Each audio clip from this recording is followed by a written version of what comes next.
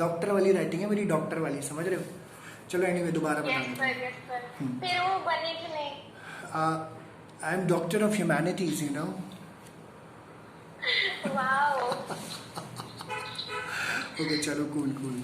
तो या इन्होंने ए आर देसाई ने myth of the welfare state के बारे में बात करी थी कि वेलफेयर स्टेट एक्चुअली में वो स्टेट या गवर्नमेंट होती है जो कि दूसरों का भला करती है, सिर्फ प्रॉफिट मेकिंग के लिए नहीं रह पाती, उसके लिए बात बताया। तो ए आर देसाई ने बोला था कि ये मिथ है, ये भ्रम है, एक्चुअली में वेलफेयर स्टेट नहीं होता। At the same time A R Desai ने बोला कि वेलफेयर स्टेट होगा तो कैसा दिखेगा, कैसा होएगा, तो उसके लिए पॉइंट है। इसका 4 मार्क्स का क्वेश्चन ये वाला आता है, कभी कभी 6 में भी आ जाता है। तो एज इट इज लिखना है, what is the myth of welfare state, या वेलफेयर स्टेट कैसा होता है। सबसे पहले बोला वेलफेयर स्टेट पॉजिटिव स्टेट होता है। This means that laissez faire system क्या होता है, लेट इट बी सिस्टम, जो जैसा चल रहा है चलने दो। Of classical liberal politic theory, the welfare state does not seek to do only minimum necessary to maintain law and order. The welfare state is an interventionist state and actively uses their considerable powers to design and implement social policies for the betterment of society. तो let it be situation नहीं करनी, जो जैसा चल रहा है चलने दो। वेलफेयर स्टेट क्या करेगा, अपनी पावर का यूज करेगा और जो है सोशल पॉलिसीज को इम्प्लीमेंट करेगा ताकि सोसाइटी का बेटरमेंट हो। ये ना सोशलिस्ट सोसाइटी में जरूर होता है, बट वो भी एक हद तक काम कर रहा होता है, क्योंकि कई बार देखा गया है बहुत सारी गवर्नमेंट इस वजह से फेल हुई है क्योंकि वो अथॉरिटेरियन हो जाती थी, ठीक है, जो है डोमिनेंट हो जाती थी। सेकेंड उन्होंने बोला वेलफेयर स्टेट डेमोक्रेटिक स्टेट होता है, जैसे हमारी कंट्री डेमोक्रेटिक है। डेमोक्रेसी सबसे एसेंशियल कंडीशन है। फॉर्मल डेमोक्रेटिक इंस्टीट्यूशन जैसे मल्टी पार्टी इलेक्शंस होने चाहिए, इससे जो है वेलफेयर स्टेट को आप अच्छे से डिफाइन कर सकते हो। इसमें लिबरल थिंकर्स ने बोला they excluded socialist and communist states from this definition, इसमें से एक सोशलिस्ट और कम्युनिस्ट वालों को बाहर निकाल दिया, जो कि मैंने आपको अभी जस्ट बताया, ये थोड़े से जो है अथॉरिटेरियन हो जाते थे, ठीक है।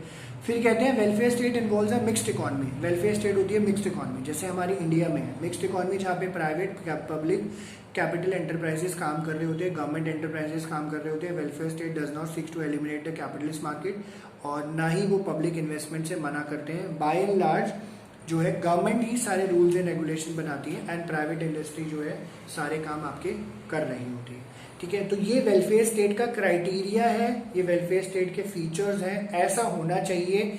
अगर ये क्वेश्चन उल्टा आता है कि वेलफेयर स्टेट कैसा नहीं होता है, तो सब इसका उल्टा लिख देना आप, ठीक है, सारा उल्टा लिख देना। ऐसा भी कभी कभी आता है, कभी कभी स्कूल में पूछ लेते हैं, वैसे यूजली नहीं आता। देसाई ने फिर ये बोला कि some test criteria against which the performance of the welfare state can be measure. कहते हैं अगर वेलफेयर स्टेट बना हुआ है तो उसको हम मेजर कर सकते हैं, उसको टेस्ट कर सकते हैं। कैसे? क्या वेलफेयर स्टेट जो है ये इंश्योर कर रहा है कि आपकी जो स्टेट है उसमें कोई गरीबी नहीं है, सोशल डिस्क्रिमिनेशन नहीं है, सबको सिक्योरिटी मिली हुई है? क्या वेलफेयर स्टेट आपकी इनइक्वालिटीज ऑफ इनकम को खत्म कर रहा है, अमीर गरीब का डिफरेंस खत्म कर रहा है? ये तो नहीं है कि जो सारा पैसा अमीर लोगों के हाथों में ही है। फिर ये भी क्वेश्चन अलग से आता है, how to measure it, 4 and 6 marker ही है। फिर कहते हैं क्या वेलफेयर स्टेट ट्रांसफॉर्म कर देता है इकोनॉमी को in such a way that capitalist profit motive is made subsequent to the real needs of the community, कि लोग जो है सिर्फ प्रॉफिट कमाने में लगे रहते हैं, आम इंसान की जरूरतों को शायद पूरा ही नहीं किया जाता। और क्या फिर वेलफेयर स्टेट ये इंश्योर करके चलता है कि स्टेबल डेवलपमेंट होगी, इकोनॉमिक बूम्स एंड डिप्रेशंस तो नहीं होंगे, कि कभी कभी फायदा हो रहा है लोगों को, कभी जो है डिप्रेशन में चली गई है इकोनॉमी, कभी जो है अप हो रखी है इकोनॉमी। और क्या वेलफेयर स्टेट एम्प्लॉयमेंट दे रहा है सबको, ये भी देखा जाता है, ठीक है। तो इस क्राइटेरिया को यूज करके देसाई एग्जामिन करता है द परफॉर्मेंस ऑफ दो state that are most often describe in welfare state. तो ये 2 क्वेश्चन तो आते ही हैं वेलफेयर स्टेट के लिए। इन्होंने बोला ब्रिटेन, यूएसए, यूरोप ये एग्जैजरेट करते हैं कि ये लोग वेलफेयर स्टेट है। Thus most modern capitalist states even in the most developed countries fail to provide minimum levels of economic and social security to all citizen. तो एक्चुअली में कहीं पे मिनिमम सिक्योरिटी, बेसिक नीड्स आपकी पूरी नहीं होती है। They are unable to reduce economic inequality and often seem to encourage it. The so called welfare state have also been unsuccessful at enabling stable development. तो ये कहते हैं ये सारे एग्जाम्पल क्या है, एक्चुअली में इन्होंने ना तो स्टेबल मार्केट दी है, डिप्रेशन रहा है इकोनॉमी में, इकोनॉमी सही नहीं चली है, सिक्योरिटी नहीं रही है। तो यही कहते हैं कि based on these argument Desai concludes that the notion of the welfare state is something of a myth. तो ये लोग कहते हैं कि हम वेलफेयर स्टेट है बट एक्चुअली में नहीं है। तो दोनों क्राइटेरिया पे जो इन्होंने यहाँ पे अभी बात करी है वहाँ पे ये फेल हो जाते हैं। ठीक है, ये चीज़ इन्होंने यहाँ पे बताई है। तो ये AR देसाई का कॉन्सेप्ट था जो कि इन्होंने बोला, और इसमें से फिर कुछ नहीं आता आपका, बाकी सब आपको कुछ नहीं करना है। आपको ये 2 टॉपिक्स आप मार्क कर लीजिएगा, बहुत इंपॉर्टेंट है, 4466 मार्कर जो आपको देख के चलें। एक minute okay.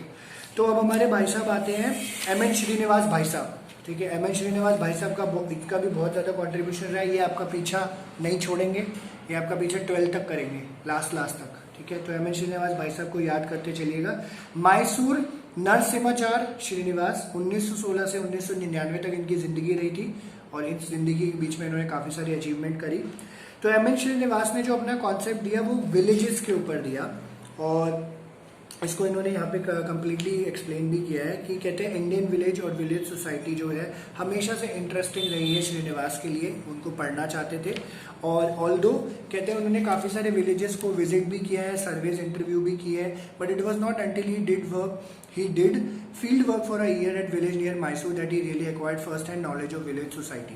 The experience of field work proved to be decisive for his career in intellectual part. तो इन्होंने भी पढ़ना शुरू किया, और जैसे हमने पीछे देखा था एमेच्योर सोशियोलॉजिस्ट एंड एथनोलॉजिस्ट थे, इनकी पढ़ के जो autodidactic self taught sociologist थे, आगे बढ़े हैं।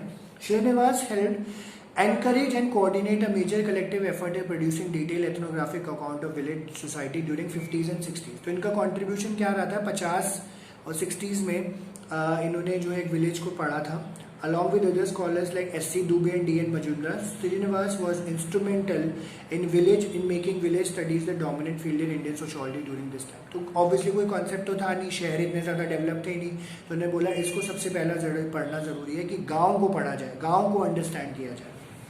तो श्रीनिवास की writing on the village were of 2 broad types. तो ये ना क्वेश्चन MN श्रीनिवास और विलेज करके आता है, ये थोड़ा सा इंट्रोडक्शन है, वो आप लिखना चाहो तो लिख सकते हो, वरना ये अब नेक्स्ट पैराग्राफ से सारा इसका आंसर कवर होता है, तो उस पर ध्यान देना। अब श्रीनिवास का राइटिंग जो विलेज के ऊपर था 2 ब्रॉड टाइप्स के ऊपर था। फर्स्ट तो ethnographic account of field work done in villages और डिस्कशन ऑफ सच अकाउंट। ठीक है, तो एथनोग्राफिक स्टडीज ये करे, साइंटिफिक इंफॉर्मेशन निकालना, फैक्ट्स के ऊपर काम करना।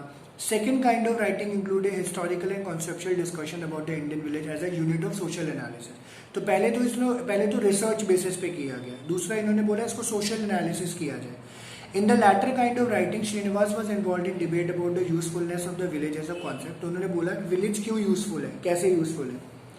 Arguing against some village studies, some local anthropologists like Louis Dumont thought the social institution like caste were more important than something like a village, which was overall after only a collection of people living in a particular place. Villages may live or die, and people may move from village to another, but other days social institution like caste or religion follow them and go with them wherever they go. तो Louis Dumont ने क्या बोला, Dumont ने कि cast important है, गांव important नहीं है। MS श्रीनिवास ने बोला गांव ज्यादा इंपॉर्टेंट है। ठीक है, और इसने बोला क्योंकि हर तरीके के कास्ट के लोग ग्रुपिंग्स बना के गांव में रह रहे होते हैं, लुई डुमोंट ने ये बात बोली, तो कहते हैं उसको पढ़ना ज़्यादा ज़रूरी है, क्योंकि इनफैक्ट क्या होगा कि लोग मर जाएंगे, कास्ट मर जाएंगे, लोग मर जाएंगे, है ना, गाँव मर जाएंगे, बट कहीं ना कहीं कास्ट इनकी चली आएगी, कहीं ना कहीं लेकर चलते रहेंगे। So for this reason Dumont believe that it would be misleading to give much importance to the village as a category, and as against this view Srinivas believe that village was a relevant social entity. तो village क्या है, एक social entity है। तो अगर हम इसको देखो पीछे से कनेक्ट करेंगे, जैसे रिया भी सुबह डाउट्स भी पूछ रही थी, मैं उसको नहीं बता पाया था, तो एक तरीके का विलेज भी सोशल इंस्टीट्यूशन है, ठीक है, एंटिटी भी है। Historical evidence showed that villages had served as unifying identity, that village unity was quite significant in rural social life. तो कहते हैं गाँव एक्चुअली ना, जब भी आप ना गाँव की तरफ जाओ, जैसे वेदिका जाती है, गाँव में बहुत यूनिटी होती है, आज भी है। ठीक है, आपको मदद है किसी की, किसी तरह की चीज़ है। शहरों में क्या अपनापन नहीं होता, लोगों को पैसा पैसा पैसा पैसा दिख रहा होता है बस। जैसे गाँव में बहुत यूनिटी है, आज भी है। श्रीनिवास ने ये बोला, they criticise the British administrated anthropologist who had put forward a picture of Indian villages unchanging, self sufficient, little republics. Srinivas ने इस बात को क्रिटिसाइज किया कि क्यों ब्रिटिशर एडमिनिस्टर ने ये बोल दिया कि विलेज जो है अनचेंजिंग है, सेल्फ सफिशिएंट है एंड लिटिल रिपब्लिक्स है। Srinivas showed that village had in fact experienced considerable change. Moreover, villages were never self-sufficient and had been involved in various kinds of economic, social, political relations at the regional level.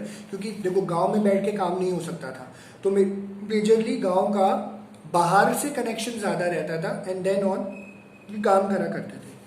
तो कहते हैं village क्या है, as a site of research offered many advantage to Indian sociology, it provided an opportunity to illustrate the importance of ethnographic research method, it offered eyewitness account of the rapid social change that was taking place in Indian countryside as newly independent nation began a program of planned development। तो जब basically क्या हुआ था 47 में हमें आज़ादी मिली, 50, 51, 51, 52 के आस 51, 50 के आसपास जो है हमें प्लानिंग कमीशन हमारा सेटअप हो गया था।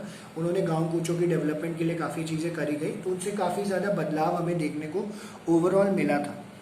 And these vivid description of village India were greatly appreciated at the time as urban Indians as well as policy makers were able to form impression of what was going on in the heartland of India.